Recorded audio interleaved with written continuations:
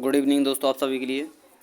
और जैसा कि दोस्तों आप स्क्रीन पर देख रहे हैं आरआरबी एएलपी एंड टेक्नीशियन 2018। और यहाँ पर आप देख सकते हैं दोस्तों 21 अगस्त 2018 थर्ड शिफ्ट। यानी दोस्तों आरआरबी एएलपी टेक्नीशियन का जो आपका 2018 का जो एग्ज़ाम हुआ था उसका दोस्तों 21 अगस्त 2018 का दोस्तों थर्ड शिफ्ट का जो पेपर है दोस्तों वो इस वीडियो में आपके लिए डिस्कस करने वाला हूँ। और जितने भी आपके क्वेश्चन बने हैं दोस्तों साइंस और जीके से रिलेटेड वो सारे प्रश्न मैं इस वीडियो में कराने वाला हूँ। तो चलिए दोस्तों एक एक करके सारे प्रश्नों को देखते हैं। और जो कि दोस्तों ये सीरीज़ आपकी चल रही है ये आपके जो आपके आने वाले एग्जाम हैं दोस्तों जैसे कि ALP technician, group D, NTPC, RRB JE, इन सभी एग्जामों के लिए दोस्तों यानी दोस्तों रेलवे किसी प्रकार का एग्जाम हो सभी के लिए दोस्तों बहुत ही इंपॉर्टेंट होने वाली है। और आप सभी को पता ही है दोस्तों हर रविवार को मैं आपके लिए दोस्तों एक जीके का वीडियो डालता हूं, जिस वीडियो में दोस्तों एक टॉपिक आपका कंप्लीट करा दिया जाता है जिसमें आपके लिए दोस्तों थ्योरी प्लस में आपके क्वेश्चन भी कराए जाते हैं। और दोस्तों एक इम्पोर्टेंट सूचना मैं आपके लिए दे देता हूं कि आपका आरआरबी जेई का वैकेंसी आ चुका है। और जिन्होंने जो नोटिस मैंने डाला था वो नहीं देखा है तो वो देख सकते हैं पीछे जाकर।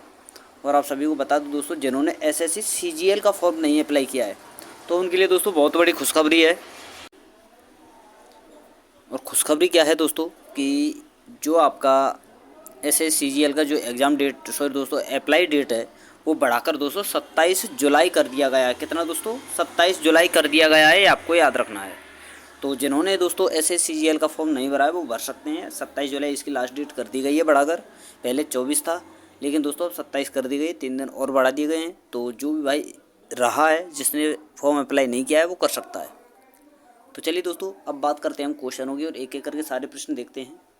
तो फर्स्ट प्रश्न है दोस्तों आपके सामने कि आपसे पूछा जो गया है वो है दोस्तों 5 किलोग्राम भार की वस्तु को 4 मीटर की ऊंचाई तक उठाया जाता है, उस वस्तु पर लगने वाले गुरुत्वाकर्षण बल का मान क्या होगा। तो दोस्तों यहाँ पर जो द्रव्यमान है भार है उससे दोस्तों द्रव्यमान नापते हैं। द्रव्यमान जो है दोस्तों केजी में मापते हैं। तो एम का मान जो होता है दोस्तों 5 के है 5 kg। और एच का मान है दोस्तों यहाँ पर हाइट कितनी है दोस्तों 4 मीटर। और जी का मान दिया गया है दोस्तों आपका 10 मीटर पर सेकंड स्क्वायर। तो यहाँ पर फॉर्मूला कौन सा लगा दोस्तों स्थितिज ऊर्जा का, यानी स्थितिज ऊर्जा का जो फॉर्मूला है वो है दोस्तों आपका एम इंटू जी इंटू एच। तो इस प्रकार दोस्तों इस फॉर्मूले में रखकर इसको दोस्तों आप कैलकुलेट कर लेंगे। जो आपका आंसर आएगा वो आएगा दोस्तों -200 जूल। ऑप्शन नंबर 4 आपका सही आंसर होगा। और दोस्तों माइनस इसलिए आ रहा है यहाँ पर कि वस्तु पर जो बल लग रहा है, वस्तु तो ऊपर उठाई गई है लेकिन वस्तु पर बल किधर लग रहा है दोस्तों नीचे की ओर। जो नीचे की ओर बल लगता है वो दोस्तों माइनस में आता है, ये आपको याद रखना है। बस इतना सा थोड़ा सा बस आपको याद करना है दोस्तों और ये फॉर्मूला आपको याद रखना है, इंपॉर्टेंट है। बहुत सारे प्रश्न इससे पूछे जाते हैं। अगला प्रश्न है दोस्तों और इसमें आपसे पूछा गया है एक प्रतिध्वनि 3 सेकंड में वापस आ जाती है यदि ध्वनि की गति दोस्तों 342 मीटर पर सेकंड हो तो दोस्तों स्रोत से परावर्तन सतह की दूरी क्या होगी दोस्तों, ये आपसे पूछा गया है। तो देखिए दोस्तों इसका जो आंसर है वो आप कैसे ला सकते हैं वो मैं आपके लिए बता दूं, यानी दूरी आपको निकालनी है। तो देखिए दोस्तों इसका जो आंसर आएगा, देखिए अगर आपने दोस्तों समय एंड दूरी का टॉपिक जो पढ़ा है मैथ का, जिन्होंने दोस्तों मैथ अच्छे से किया वो इस क्वेश्चन को आसानी से हल कर सकता है। तो देखिए दोस्तों यहाँ पर आपको दिया गया है कि 3 सेकंड में वापस आ जाती है। यानी दोस्तों कोई प्रतिध्वनि है तो यहाँ पर पहुँचना है उसे, और यहाँ से वो निकली तो यहाँ से ये गई तो 1.5 सेकंड इधर से लगा और 1.5 सेकंड इसको वापस आने में लगा, यानी इधर जाने में 1.5 सेकंड और इधर वापस आने में यहाँ से दोस्तों टकरा कर 1.5 सेकंड। तो टोटल आने और जाने में दोस्तों यानी x का मान 1.5 है तो 2x का मान कितना है दोस्तों 3 सेकंड। तो यहाँ पर x का मान जब हम निकालेंगे दोस्तों तो वो आएगा 3/2। अब यहाँ पर क्या दिया गया है, यदि ध्वनि की गति 342 मीटर पर सेकंड है तो स्रोत से परावर्तन तक की दूरी क्या है। तो दूरी का फॉर्मूला क्या है दोस्तों, दूरी का फॉर्मूला है दोस्तों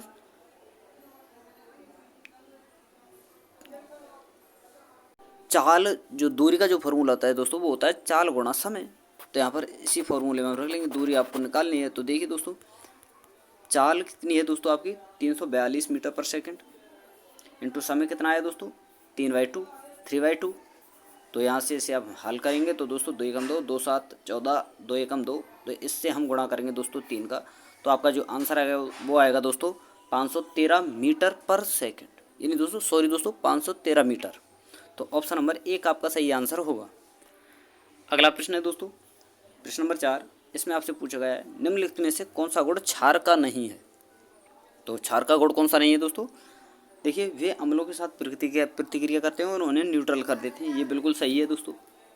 नीले लिटमस को लाल रंग में परिवर्तित कर देते हैं, बिल्कुल सही है दोस्तों। उनका स्वाद कड़वा होता है, बिल्कुल सही है दोस्तों। लेकिन दोस्तों वे लाल लिटमस को नीले रंग में परिवर्तित करते हैं, ये तो सही है दोस्तों, सॉरी ये तो सही है। ये लाल लिटमस को नीला कर देते हैं, लेकिन दोस्तों नीले लिटमस को लाल कर देते हैं, ये गलत है। ऑप्शन नंबर 3 आपका सही आंसर होगा। अगला प्रश्न है दोस्तों प्रश्न नंबर 5, और इसमें आपसे पूछा गया है निम्नलिखित में से कौन सा जानवरों में पाया जाने वाला हार्मोन नहीं है। तो कौन सा नहीं है दोस्तों, ऑक्सीजन। ऑप्शन नंबर 2 ये दोस्तों वृक्षों का हार्मोन है, ये आपको याद रखना है। और सबसे ज़्यादा दोस्तों ये ऑक्सीजन जो हार्मोन है ये दोस्तों वृक्षों के गति के लिए ज़्यादा जो है दोस्तों इम्पोर्टेंट होता है। जैसे कि सूर्य के प्रकाश के अनुसार जो मुड़े हुए होते हैं, जिस प्रकार सूर्य जैसे और सूर्य निकलता है उसी और इनकी डालियाँ जो हैं दोस्तों हो जाती हैं। जैसे कि सबसे ज़्यादा जो है दोस्तों ये सूर्यमुखी के वृक्ष में पाया जाता है ऑक्सीजन, ये आपको याद रखना है। अगला प्रश्न है दोस्तों इसमें आपसे पूछा गया है स्रोत प्रतिरोध R1 प्रतिरोधक में एक करंट I बनाए रखता है। यदि प्रतिरोध में विभवांतर भी है तो समय t में व्यय की गई विद्युत ऊर्जा द्वारा किसके द्वारा दर्शाई जाती है। तो किसके द्वारा दोस्तों, BIT के द्वारा, यानी B का मतलब है दोस्तों वोल्ट, I का मतलब है दोस्तों धारा, T का मतलब है दोस्तों समय। अब विद्युत ऊर्जा आपको कभी भी निकालनी हो तो दोस्तों आपको ये फॉर्मूला आपको लगाना होगा, ये आपको याद रखना है। अगला प्रश्न है दोस्तों और इसमें आपसे पूछा गया है एक वस्तु स्थिर स्थिति से आरंभ होकर 4 मीटर प्रति वर्ग सेकंड के निरंतर त्वरण से स्थानांतरित होती है, तो 8 सेकंड बाद इसकी गति कितनी होगी। तो देखिए दोस्तों कोई वस्तु थी यहाँ पर थी, तो यहाँ से प्रारंभ हुई और 4 मीटर पर सेकंड की गति से वो चली, प्रति वर्ग सेकंड के निरंतर त्वरण से चली और यहाँ पर पहुँच गई, और यहाँ पर उसे दोस्तों 8 सेकंड लगे। जबकि चाल कितनी थी दोस्तों उसकी 4 मीटर प्रति वर्ग सेकंड स्क्वायर, ये इसकी चाल थी। तो अभी मैंने बताया दोस्तों कि अगर दूरी आपको निकालनी है तो दूरी बार चाल गुणा समय कर देना आप। तो चाल है आपकी 4 और समय है 8 सेकंड, तो 32 आपका सही आंसर आ जाएगा। तो 3 आपका सही आंसर होगा, ये आपको याद रखना है। अगला प्रश्न है दोस्तों प्रश्न नंबर ये रहा आपका, मान लें एक ग्रह है जिसका द्रव्यमान और त्रिज्या दोनों पृथ्वी के द्रव्यमान और त्रिज्या के दोगुने हैं, तो उस ग्रह की सतह पर गुरुत्वाकर्षण के कारण दोस्तों त्वरण पृथ्वी पर से n गुना है, तो n का मान क्या होगा दोस्तों। तो क्या होगा दोस्तों 1/2 1/2 आपका सही आंसर होगा, यानी दोस्तों ऑप्शन नंबर 3 आपका सही आंसर होगा। अगला प्रश्न है दोस्तों और इसमें आपसे पूछा गया है ऑक्सीजन में कार्बन को जलाने पर कार्बन डाइऑक्साइड उत्पन्न होते समय कौन सी अभिक्रिया जो है दोस्तों घटित होती है। तो कौन सी होती है दोस्तों, दहन अभिक्रिया। ऑप्शन नंबर 3 आपका सही आंसर होगा। अगला प्रश्न है दोस्तों और इसमें आपसे पूछा गया है कि मैगडेनिला नदी दक्षिण अमेरिका की सबसे बड़ी नदी घाटी में से एक है, यह किस देश से होकर बहती है। तो किस देश से दोस्तों, अर्जेंटीना से। ऑप्शन नंबर 4 आपका सही आंसर होगा। अगला प्रश्न है दोस्तों प्रश्न नंबर 11 और इसमें आपसे पूछा गया है निम्नलिखित में से कौन सा वानस्पतिक तेल के हाइड्रोजनीकरण में उत्प्रेरक के रूप में उपयोग किया जाता है। तो कौन किया जाता है दोस्तों, निकेल, ये आपको याद रखना है। ऑप्शन नंबर 3 आपका सही आंसर होगा। अगला प्रश्न है दोस्तों प्रश्न नंबर 12 और इसमें आपसे पूछा गया है एक वस्तु पर बल लगने के बावजूद भी किया गया कार्य शून्य होगा यदि उसका विस्थापन डैश हो। तो क्या होगा दोस्तों इसका आंसर, यानी उसका विस्थापन कैसा हो दोस्तों, शून्य। तभी तो दोस्तों कार्य नहीं हो पाएगा, तभी तो कार्य शून्य होगा जब उसका विस्थापन नहीं होगा। तो ऑप्शन नंबर 4 आपका सही आंसर होगा। अगला प्रश्न है दोस्तों प्रश्न नंबर 13 और इसमें आपसे पूछा गया निम्नलिखित में से कौन सा जंतुओं का सबसे बड़ा समूह है। तो कौन सा है दोस्तों, आर्थ्रोपोडा। ऑप्शन नंबर 3 आपका सही आंसर होगा। अगला प्रश्न है दोस्तों प्रश्न नंबर 14 और इसमें आपसे पूछा गया लगातार या एकाधिक डैश के कारण प्रतिध्वनियों को एक से अधिक बार सुना जा सकता है। तो किसके कारण दोस्तों, परावर्तन के कारण। ऑप्शन नंबर 2 आपका सही आंसर होगा। अगला प्रश्न है दोस्तों प्रश्न नंबर 15, इसमें आपसे पूछा गया है दोस्तों यदि VYI का मान एक नियतांक है तो इसे क्या कहा जाता है। तो क्या कहा जाता है दोस्तों, प्रतिरोध। ऑप्शन नंबर 4 आपका सही आंसर होगा। अगला प्रश्न है दोस्तों और इसमें आपसे पूछा गया है एक तत्व डैश अवस्था में आने पर स्थिरता प्राप्त कर लेता है। तो कौन सी अवस्था में आने पर दोस्तों स्थिरता प्राप्त कर लेता है, डुप्लेट या दोस्तों ऑक्टेट अवस्था में आने पर दोस्तों कोई भी तत्व हो वह जो है स्थिरता प्राप्त कर लेता है, ये आपको याद रखना है। अगला प्रश्न है दोस्तों और इसमें आपसे पूछा गया है यदि तत्व A और B का इलेक्ट्रॉनिक विन्यास, A का तो दोस्तों ये है दोस्तों और V का है दोस्तों ये, तो इन तत्वों की संयोजन द्वारा निर्मित यौगिक सूत्र क्या होगा। तो दोस्तों देखिए तत्व A है तो इसका इलेक्ट्रॉनिक विन्यास दिया गया है आपका ये, तो इसे दोस्तों देखिए यहाँ पर हम निकालते हैं तो तत्व का परमाणु क्रमांक यहाँ पर हम सीधे निकालते हैं। तो देखिए 2 + 2 + 6 + 1 यानी जो ये घाते हैं दोस्तों इन्हें जोड़ लेंगे तो ये A का जो है परमाणु क्रमांक आ जाएगा। तो क्या आएगा दोस्तों, ये 11। तो इस प्रकार दोस्तों B का निकालेंगे तो B का क्या आएगा दोस्तों, 2 + 2 + 6 + 2 + 4 इन्हें हम जोड़ लेंगे तो ये क्या आएगा दोस्तों, 16। तो देखिए दोस्तों जो 11 है वो है दोस्तों सोडियम का और 16 है दोस्तों ये है आपका सल्फर का। तो इसको दोस्तों किस प्रकार लिखा जा सकता है ये इसमें पूछा गया है। तो दोस्तों किस प्रकार लिखा जा सकता है, A2B यानी दोस्तों Na2S इस प्रकार दोस्तों लिखा जा सकता है। तो ऑप्शन नंबर 3 आपका सही आंसर होगा। अगला प्रश्न है दोस्तों और दोस्तों अगर वीडियो आपको पसंद आ रही हो, कंटेंट आपको पसंद आ रहा हो तो प्लीज़ आपसे रिक्वेस्ट है दोस्तों वीडियो को लाइक करते चलें, शेयर करते चलें और जो चैनल को पहली बार विजिट करें उनसे रिक्वेस्ट है दोस्तों चैनल को सब्सक्राइब कर लें, साथ में ऑल वाला बेल आइकन दबा लें ताकि जब भी मैं कोई वीडियो डालूँ दोस्तों मेरी आने वाली हर वीडियो का नोटिफिकेशन सबसे पहले दोस्तों आपके पास पहुँच सके। और अगला प्रश्न है दोस्तों वास्को डी गामा डैश में समुद्र के रास्ते से भारत में पहला कदम रखने वाला प्रथम यूरोपीय था।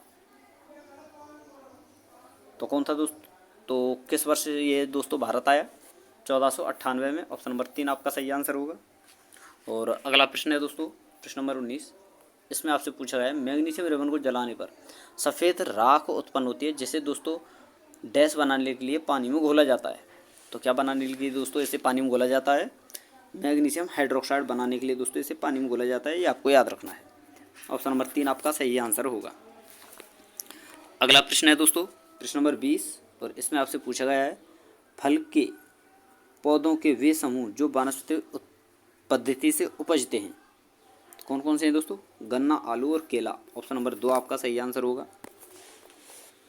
अगला प्रश्न है दोस्तों प्रश्न नंबर 21 और इसमें आपसे पूछा गया है किसने यह खोजा कि हर 8वें तत्व के गुण पहले के समान होंगे। तो किसके दोस्तों, न्यूलैंड्स ने यह खोजा था। ऑप्शन नंबर 1 आपका सही आंसर होगा। अगला प्रश्न है दोस्तों प्रश्न नंबर 22 और इसमें आपसे पूछा गया है केल्विन पैमाने का मानव कक्षीय तापमान कितना होता है। तो कितना होता है दोस्तों 98 केल्विन या फिर दोस्तों 98.6 केल्विन। अगर कहीं पर आपको 98 ना देकर दोस्तों 98.6 दे तो ये भी आपका सही आंसर होगा, ये आपको याद रखना है। और अगला प्रश्न है दोस्तों और इसमें आपसे पूछा गया है आद्य वायुमंडल कम हो रहा है क्योंकि हाइड्रोजन परमाणु सक्रिय थे और अधिक संख्या में थे। ये ऑप्शन नंबर 2 आपका सही आंसर होगा। तो ये थे दोस्तों 21 अगस्त के थर्ड शिफ्ट के आपके कुछ प्रश्न जो मैंने आपके लिए कराए, जो कि आपके आने वाले जितने भी एग्जाम हैं दोस्तों रेलवे के या एसएससी या सेंट्रल लेवल जितने भी सभी एग्जाम हैं उन सभी के लिए दोस्तों बहुत इंपॉर्टेंट है। तो दोस्तों वीडियो पसंद आई तो वीडियो को लाइक करें दोस्तों, शेयर करें और चैनल को सब्सक्राइब कर लें, साथ में ऑल वाला बेल आइकन दबा लें दोस्तों ताकि मेरी आने वाली हर वीडियो का नोटिफिकेशन सबसे पहले दोस्तों आपके पास पहुँच सके। तो थैंक यू दोस्तों, धन्यवाद। फिर मिलते हैं नई वीडियो के साथ।